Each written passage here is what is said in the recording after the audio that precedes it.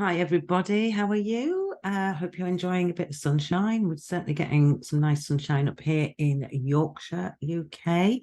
Um, just a quick one, just to let you know how to go about things if you're thinking about speaking to me about some therapy for your child, young person, young adult.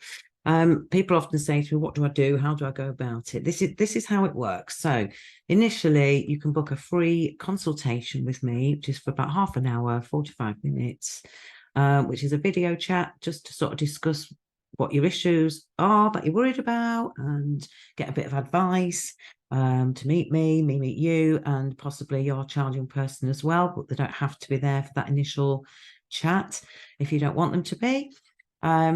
And we just have a bit of a brief conversation. So there's no obligation with that. You're entitled to that, even if you just want a little bit of advice and support, or some signposting into something else. So, but if you decide from that initial consultation that you'd like to proceed potentially for some therapy, the next stage is an assessment. So I like to conduct a thorough assessment with your young person. And so that involves a video call for about an hour, no longer than. And they don't have to be there for the entire time, and they can do some of it beforehand. So what I tend to do is have a look at their medical history, take all the personal information down I need, and I will email you a consent link to consent to share that information with me in line with GDPR. And I'll make lots of notes on various things about, how they're getting on at school, any previous issues at school, and how they are in themselves, about what's their sense of self-identity, any emotional distress, any physical issues. And we might look at how they feel about the problem, or what's causing them difficulties. And I may well conduct an anxiety assessment or a mood assessment or something else, and if I'm going to do one of those, I tend to send them out in advance so that you and your young person can prepare, know what I'm going to ask, and that there's no big surprises during the assessment. And I'm pretty informal, so can take breaks, have drinks, they can eat if they want to, they can have their camera on or off, depending how comfortable they feel.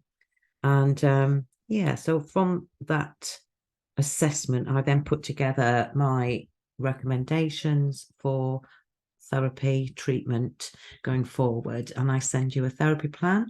And if you agree with that, then we can start with sessions. The whole process, most people who contact me get an initial consultation with me within 2 weeks, and then straight away get an assessment within another 2 weeks. So we're not talking about waiting for weeks on end or months. And from an assessment, you get your therapy plan within the week. I usually try and do it within 48 hours. I can't always guarantee that, but you will get it within a week at the most. And if you decide to go forward with sessions, they can start usually within 1 to 2 weeks after that. So the whole process shouldn't take longer than about a month. And if there are any waiting lists, I will inform you at the initial consultation so that you know how long roughly you might be waiting to be seeing somebody. And in terms of costs and pricings, people often ask me. The initial consultation is a freebie. It's on me. So if you don't go forward and you don't want to go further than that, that's absolutely fine. Don't let it put you off meeting with me if you just want to have a conversation or a chat. Sometimes that's enough for people just to go, I just wanted to talk this through. If you do go forward for an assessment and therapy plan, that costs 110, and that includes all of that paperwork. And then if you agree to the plan and you want to try sessions, they are £85 per hour. And you can either pay for them weekly as they go, or I do offer some discount bundles. So if you want to book in advance, then you can do, and you get a discount. And there is a cancellation policy that goes alongside that if you do end up cancelling before the end of the period. But I've only had that experience once in 3 years. So it's unlikely, but I do have a policy in case. So you know that you will get some of your money back depending when you cancel. If you are a social worker and you want to refer a child through to me for work through the social care system, please contact me individually, and it's a different structure for the whole process. There is a referral process for that, and there's a different pricing structure as well. If you're a school who want to refer, again, contact me. I can send you a school referral form, and then I would meet with the parent in the same way I've just described, parents and carers and the children that you're referring.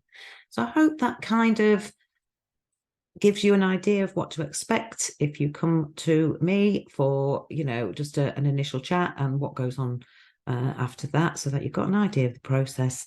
And I'll leave you to your day. Have a lovely one. Thanks for being here. Bye.